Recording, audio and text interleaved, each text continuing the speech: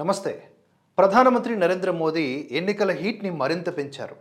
విపక్షాలకు ఊపిరి సలపని రీతిలో సవాళ్లు విసిరారు. పార్లమెంటు వేదికగా తాజాగా ఆయన చేసినటువంటి వ్యాఖ్యలు సంచలనంగా మారాయని చెప్పాలి. రాష్ట్రపతి ప్రసంగానికి ధన్యవాద తీర్మానం సందర్భంగా ప్రధాని మోదీ ఫిబ్రవరి 5, 2024 సోమవారం నాడు మాట్లాడుతూ ఇలా అన్నారు. తాము 100 రోజుల్లో మళ్లీ అధికారంలోకి వస్తాం. బీజేపీకి 370కి పైగా స్థానాలు ఖాయం. ఎన్డీఏ 400 సీట్లకు పైగా గెలుచుకుంటుంది. తాము తిరిగి అధికార పగ్గాలు చేపట్టిన అనంతరం మరిన్ని సంచలన నిర్ణయాలు తీసుకుంటాం. తాము హ్యాట్రిక్ కొడతాం. అబ్ కీ బార్ మోదీకి సర్కార్.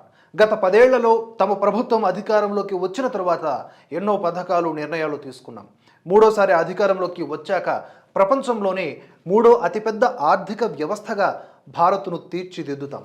2014లో తాము అధికారంలోకి వచ్చినప్పుడు ప్రపంచంలో 11వ స్థానంలో ఉన్న భారత ఆర్థిక వ్యవస్థను ప్రస్తుతం 5వ స్థానానికి తీసుకువచ్చాం.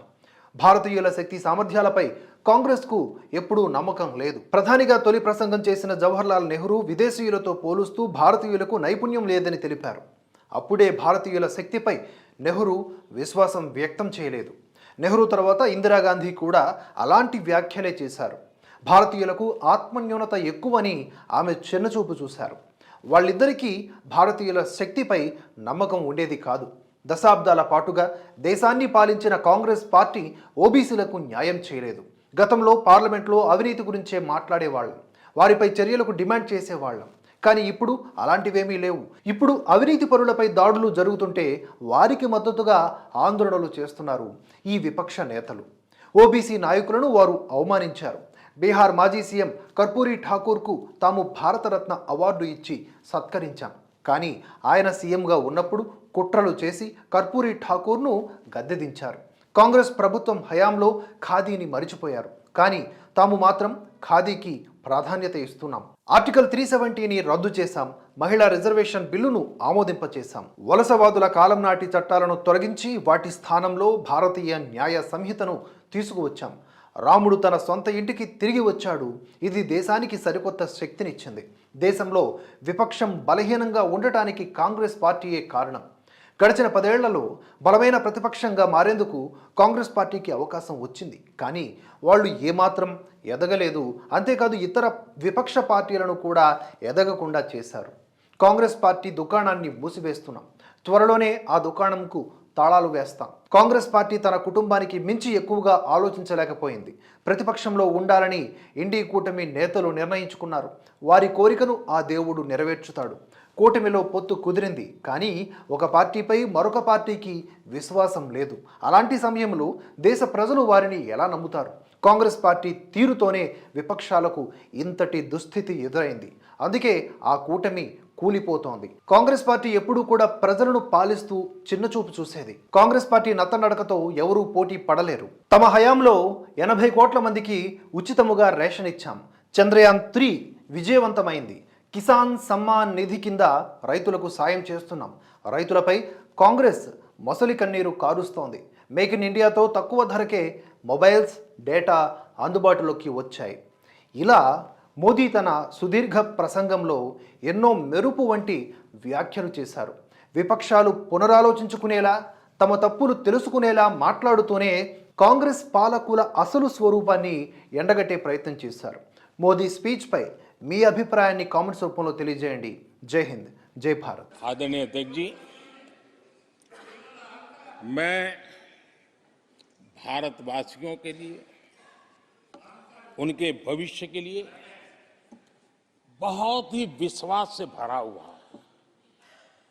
मेरा देश के 140 करोड़ नागरिकों के सामर्थ्य पर अपार भरोसा है। मेरा बहुत विश्वास है।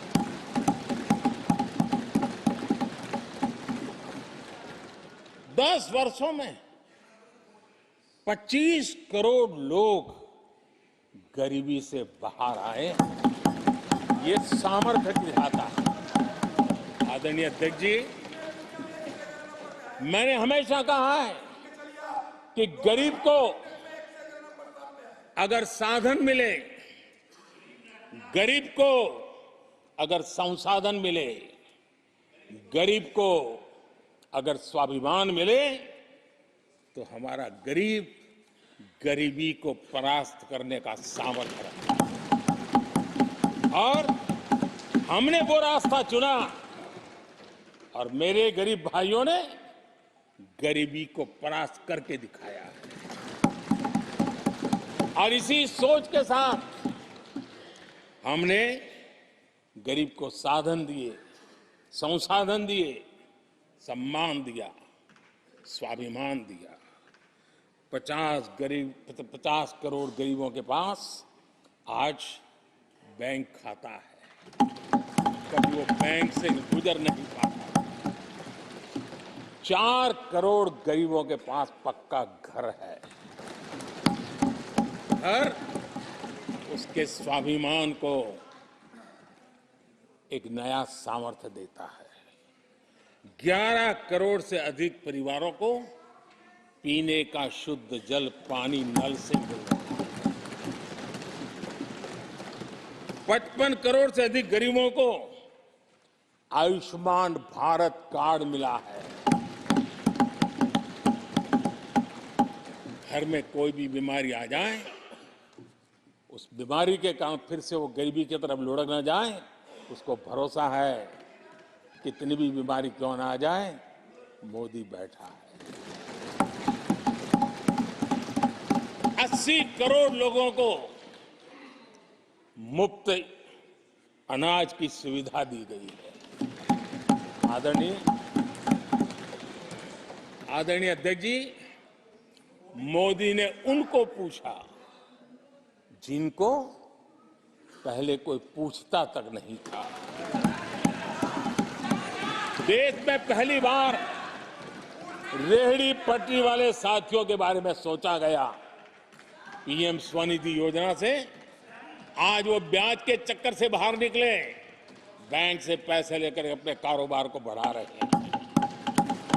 देश में पहली बार हाथ का हुनर जिनका सामर्थ्य है, जो राष्ट्र का निर्माण भी करते हैं, ऐसे मेरे विश्वकर्मा साथियों के बारे में सोचा गया। उनको आधुनिक टूल, आधुनिक ट्रेनिंग, पैसों की मदद, विश्व एक मार्केट उनके लिए खुल जाए, ये मेरे विश्वकर्मा भाइयों के लिए हमने कहा। देश में पहली बार पीवीटीजी यानी जनजातियों में भी अति पिछड़े जो हमारे भाई बहन हैं, संख्या बहुत कम है, वोट के हिसाब से किसी को नजर नहीं जाती। हम वोट से परे हैं, हम दिलों से जुड़े हैं और इसलिए पीवीटीजी जातियों के लिए पीएम जनमन योजना बना करके उनके कल्याण का मिशन मोड में काम उठाया है। इतना ही नहीं, सरहद के जो गांव थे जिनको आखिरी गांव करके छोड़ दिया गया था, हमने वो आखिरी गांव को पहला गांव बना करके विकास की पूरी दिशा बदल दी। आदरणीय अध्यक्ष जी, मैं जब बार बार मिलेट्स की वकालत करता हूं, मिलेट्स की दुनिया के अंदर जाकर के चर्चा करता हूं, G20 के देशों को लोगों के सामने गर्व के साथ मिलेट्स परोसता हूं, उसके पीछे मेरे दिल में 3 करोड़ से ज्यादा मेरे छोटे किसान हैं जो मिलेट की खेती करते हैं। इनका कल्याण, इससे हम जुड़े हुए हैं। आदरणीय अध्यक्ष जी, जब मैं वोकल फॉर लोकल की बात करता हूं, जब मैं मेक इन इंडिया की बात करता हूं, तब मैं करोड़ों गृह उद्योग, लघु उद्योग, कुटीर उद्योग, उससे जुड़े हुए मेरे लाखों परिवारों के साथ उनके कल्याण के लिए सोचता हूं। आदरणीय अध्यक्ष जी, खादी, कांग्रेस पार्टी ने उसको भुला दिया, सरकारों ने भुला दिया। आज मैं खादी के ताकत देने में सफलतापूर्वक आगे बढ़ा हूं, क्योंकि खादी के साथ, हैंडलूम के साथ करोड़ों बुनकरों की जिंदगी लगी हुई है, तो उनके कल्याण को देखता हूं।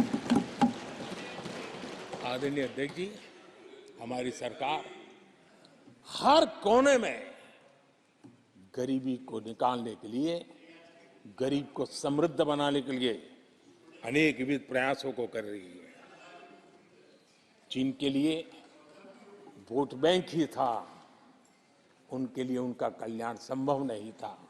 हमारे लिए उनका कल्याण राष्ट्र का कल्याण है और इसलिए हम उसी रास्ते पर चल पड़े।